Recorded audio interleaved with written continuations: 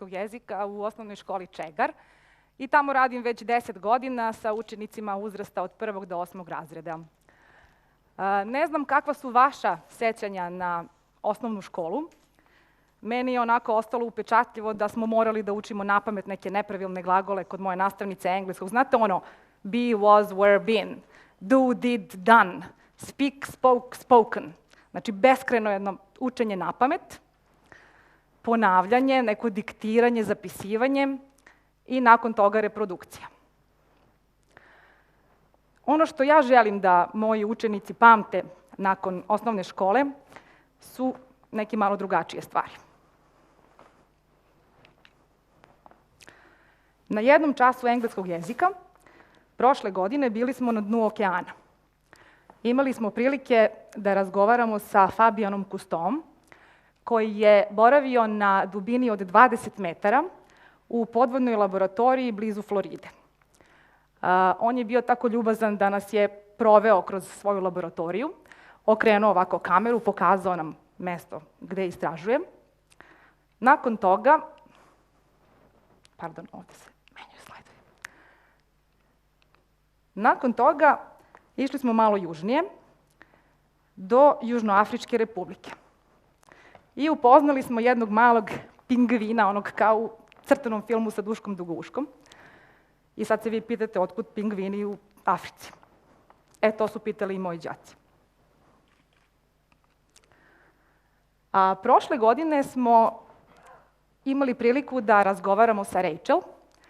Ona radi u NASA Kennedy Space centru na Floridi. I od nje smo saznali zašto je bitno da astronauti znaju matematiku. I uz sve to, moji đaci su vežbali svoj engleski jezik. I sada ću vam dozvoliti da malo virnete u moju učionicu.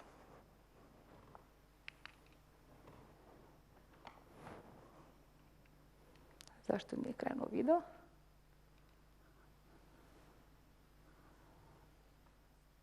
Who is at the bottom of the sea in the one and only underwater lab called Aquarius. He is going to be on Skype with us live, so you'll get a chance to talk to him.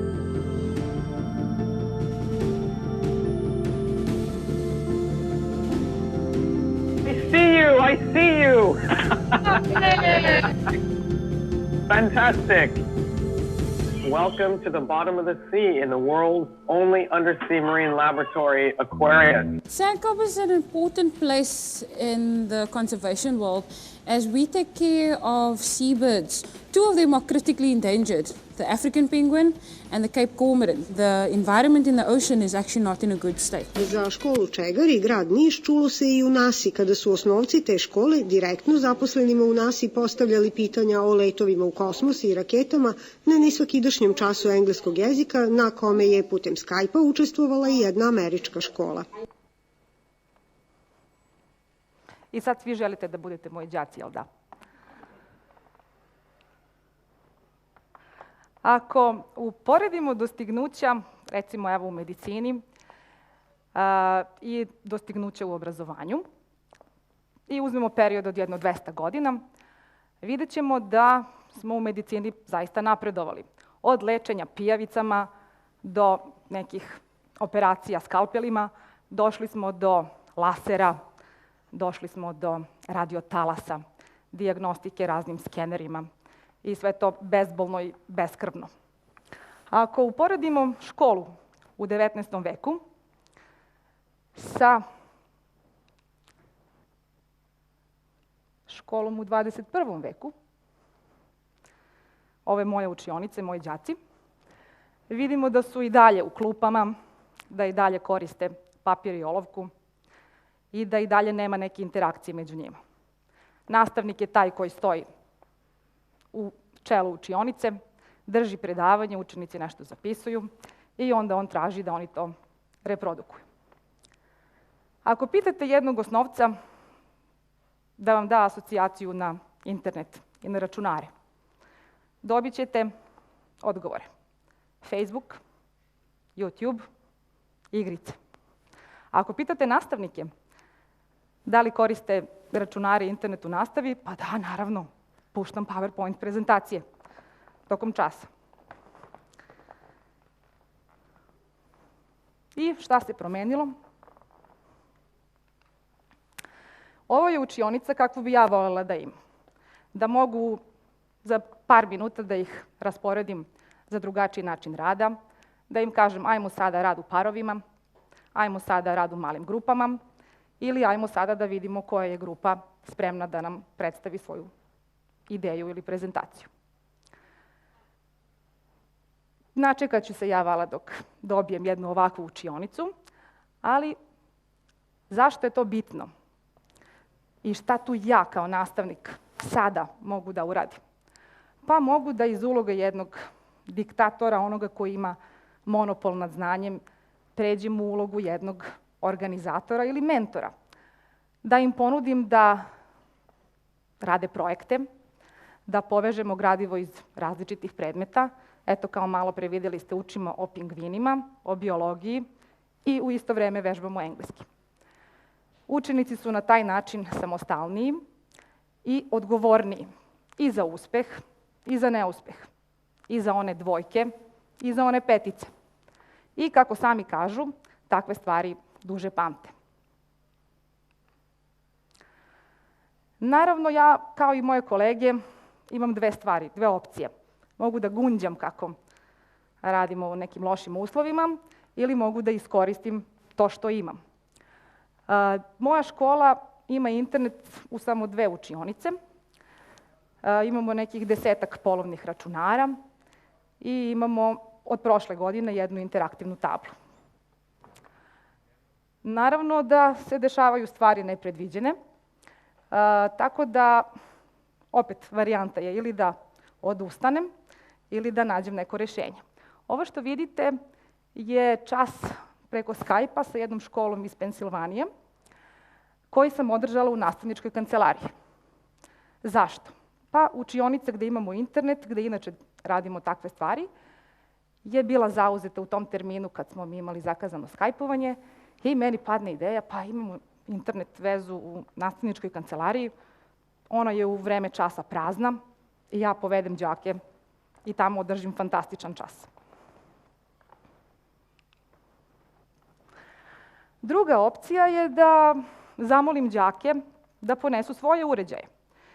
Za potrebe jednog projekta trebalo mi je da radimo sa nekim aplikacijama koje rade na Android uređajima i ja sam ih zamolila da ponesu svoje tablet računare i svoje mobilne telefone i možete misliti kakvo je oduševljenje bilo kad sam im rekla sutra radimo čas na tabletima i na telefonima.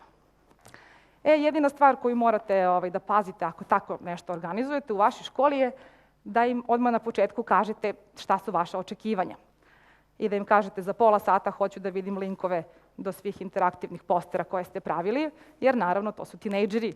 Uvek se u zadnjoj klupi nađe neki mangup koji će dok se vi okrenete već da se poveže na Facebook i da gleda komu je lajkovao slike ili da uključi neku igricu.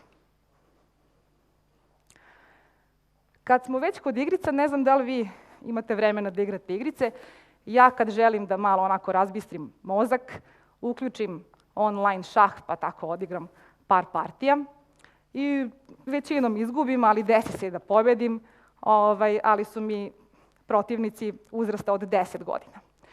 Ja naravno ne odustajem i trudim se, znači uz puno vežbe, pobedit ću vala i onog od 11 godina. I to me je dovelo do jednog zanimljivog pitanja. Zašto u životu imamo problem da kad vidimo ove dve reči, prihvatimo taj neuspeh? Zašto odustajemo? Dok u igricama, oni gejmeri među vama sigurno znaju, kada vide ove dve reči ispisane na ekranu, bez problema odmah krenu u novi pohod, sada već sa iskustvom, i znaju, aha, pogrešio sam tu, tu i tu, i već u narednom pokušaju ja prelazim na sledeći nivo. Zašto u životu imamo problem da prihvatimo neuspeh?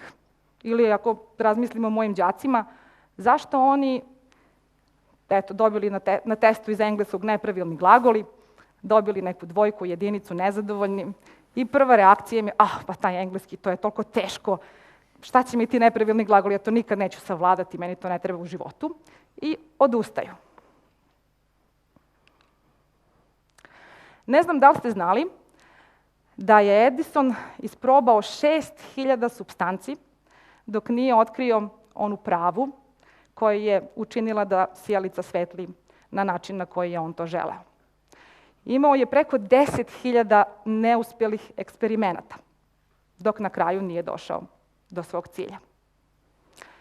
I sigurna sam da među vama ima onih koji su sinoć došli umorni sa posla i gunđeli kako direktor nema razumevanja za njih i za neku njihovu ideju koju su predložili, ili da šef kaže nemamo sad nekih dodatnih sredstava da podržimo tu vašu ideju. I meni se to dešavalo isto. Prošle godine, baš vezano za ovaj čas sa Kustom, učionica sa internetom pretvorena u magacin. Stigle knjige za narednu školsku godinu, mi sa manjkom prostora, knjige u toj učionici. A ja treba da držim čas. I imala sam 2 solucije. Ili da zovem tamo da kažem imamo tehničkih problema, nećemo moći to da realizujemo, ili da smislim neko drugo rješenje. I tako meni sidne ideja da u kancelariji psihologa imamo žičani internet, da je preko hodnika učionica gde bi mogla da držim čas i ja postanem specijalista za razvlačenje kablova. Razvučem kabl preko zida, preko plafona, pa preko zida u učionicu i održim fantastičan čas. Ovi divni ljudi su moja sledeća ciljna grupa. To su astronauti koji se sada nalaze u internacionalnoj svemirskoj stanici i orbitiraju oko Zemlje. I moj cilj je da stupim u kontakt sa njima i da mojim đacima obezbedim jedan Skype intervju sa posadom internacionalne svemirske stanice. Do sada su moji pokušaji bili bezuspešni, ali to je samo za sada. A što se vas tiče, ako budete čekali da vam se sve kockice sklope, da vam svi uslovi budu idealni, i čekat ćete vala dugo. A možda onaj današnji bezuspešan pokušaj već sutra bude uspešan. I možda je taj vaš sledeći stepenik više mnogo bliže nego što vi mislite. Hvala.